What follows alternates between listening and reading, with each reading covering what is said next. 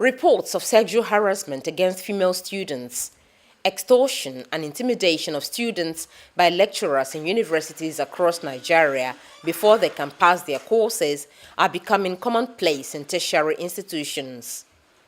Worried by this development, human rights activists are asking the people to actively engage their representatives towards passing the Anti-Sexual Harassment Bill currently before the Senate. The activists under the auspices of Dream Project for Africa, who made the call during a media parley in Lagos, said this has become necessary following the alarming result of his recent survey across Nigerian universities, in which 96% of students said their lives are being negatively impacted by sexual harassment and bribery. The first thing we identified was that there's no law in place. There's no place to run to. We know that the issues we're trying to eradicate is common in all communities and in all climes around the world. But the difference is that there's some countries and communities and climates that allow you to report effectively to an organization. But outside the school environment, most of the students don't have a place to report.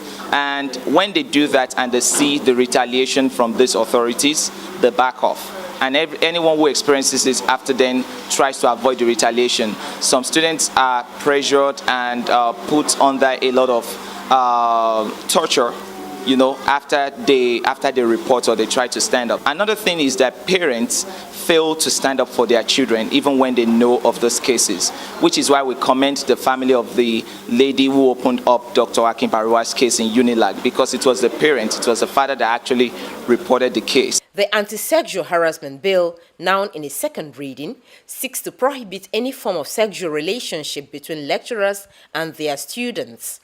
When passed into law, any lecturer found guilty will be liable to a jail term of up to 5 years.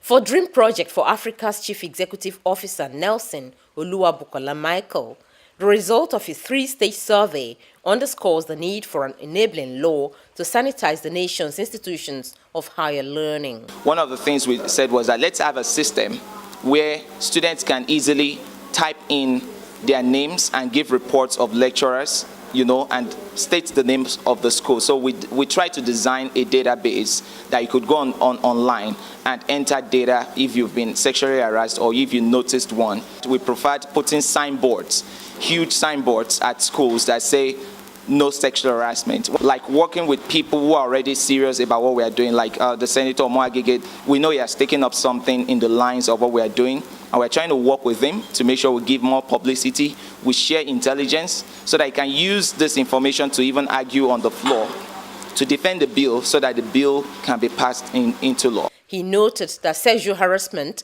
must be tackled head-on if the country is to attain qualitative and sound educational environments.